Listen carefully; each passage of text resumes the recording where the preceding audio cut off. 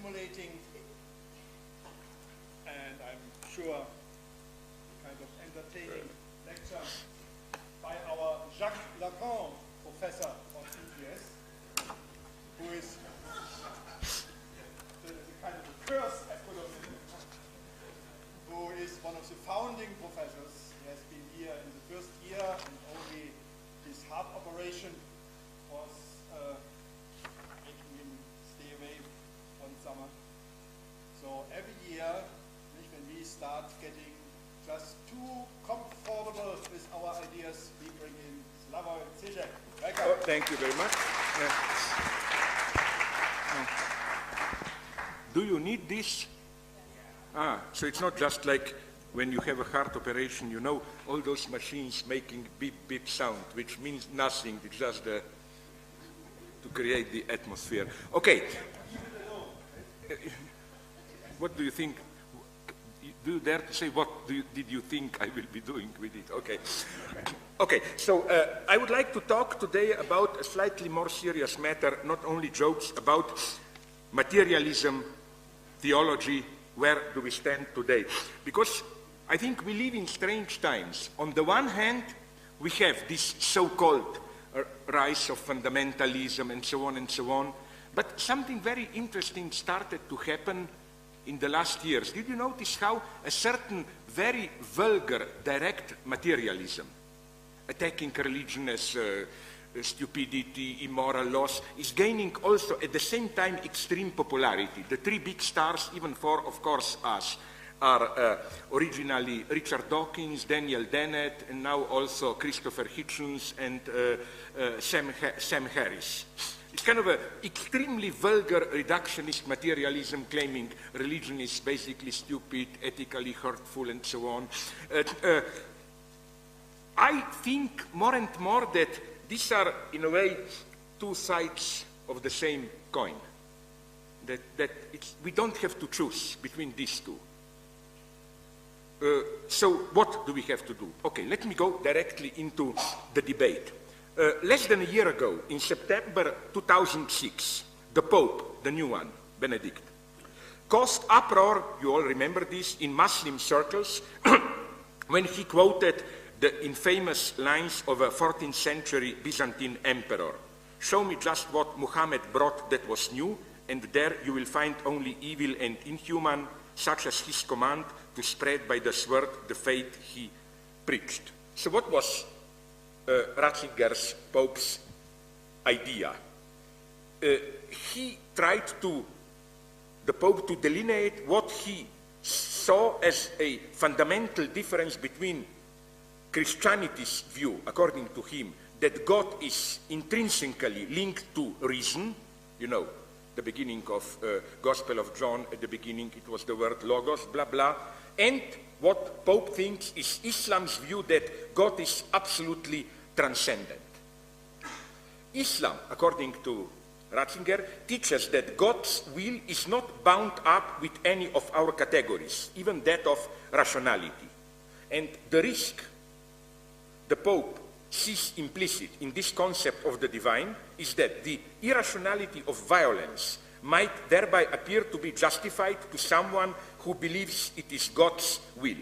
So, for the Pope, the essential question is the conviction that acting unreasonably contradicts God's nature always and intrinsically true? His idea, of course, being, for us Christians, it is always true. God cannot enjoin us, compel us to act unreasonably. For Muslims, it is not always true. There is a problem with this statement. The problem is that in the same move, as part of the same argumentation, the Pope also condemned what he called the Western godless secularism, in which the divine gift of reason has been warped into an absolutist doctrine. So, the conclusion of the Pope is clear. Reason and faith must come together in a new way. We should discover their shared ground in the divine logos. And, I quote the Pope, it is to this great logos, to this breadth of reason, that we invite our partners in the dialogue of cultures. It sounds nice, but where do I see the problem? The problems explode immediately when one analyzes a little bit more close what does the Pope understand with reason.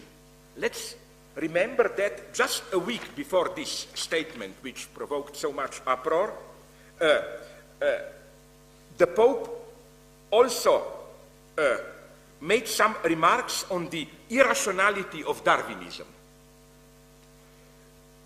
Do you know that Benedict has removed Father George Coyne, a priest whose position was the director of the Vatican Observatory, after this American Jesuit priest repeatedly contradicted the Pope's endorsement of intelligent design theory, which essentially backs the Adam and Eve idea of creation. The Pope favors intelligent design, which says that God directs the process of evolution. He favors this intelligent design over Charles Darwin's theory, which holds, as we all know, that species evolve through the random, unplanned process of genetic mutation. Father Coyne was an outspoken supporter of Darwin's theory, arguing that it is compatible with Christianity. But the Pope wrote in his book, Truth and Tolerance, I quote Ratzinger, "The question is whether reality originated on the basis of chance and necessity, and thus from what is irrational." You got the point. Necessity is for Pope irrational. That is, whether reason, being a chance byproduct of irrationality and floating in an ocean of irrationality, is ultimately just as meaningless,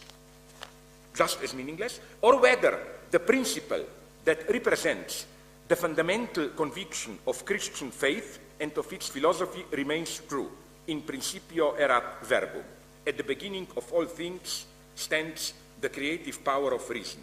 Now as then, Christian faith represents the choice in favor of the priority of reason and of rationality. So this then is the first qualification that one must add. The reason of which the Pope speaks is a reason for which Darwin's theory of evolution, and let's be clear here, ultimately modern science itself, for which the assertion of the contingency of the universe, the break with the Aristotelian teleology, is a constitutive axiom. So, for which Darwin and modern science are irrational. The reason of which the Pope speaks is the pre-modern teleological reason, the view of the universe as a harmonious whole in which everything serves some higher purpose. Which is why, incidentally, that's the nice paradox here, the Pope's remarks obfuscate the key role of the Christian theology in the birth of modern science. I think this is true, that Christian theology played a crucial part. But which theology? What paved the way for modern science was precisely the voluntarist idea, elaborated among others by Duns Scotus and René Descartes, that God is not bound by any eternal rational truths. That is to say, while the illusory perception of the scientific discourse is that it is a discourse of pure description of facts, the paradox resides, the paradox of modern science, in the coincidence of bare facticity, facts, and radical voluntarism.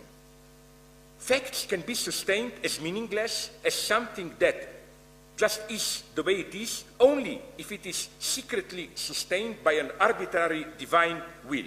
This is why Descartes is the founding figure, one of the founding figures of modern science, precisely when he made even the most elementary mathematical facts, like 2 and 2 is 4, dependent on the arbitrary divine will. 2 and 2 is 4 because God willed it so, with no hidden obscure chain of reasons behind it.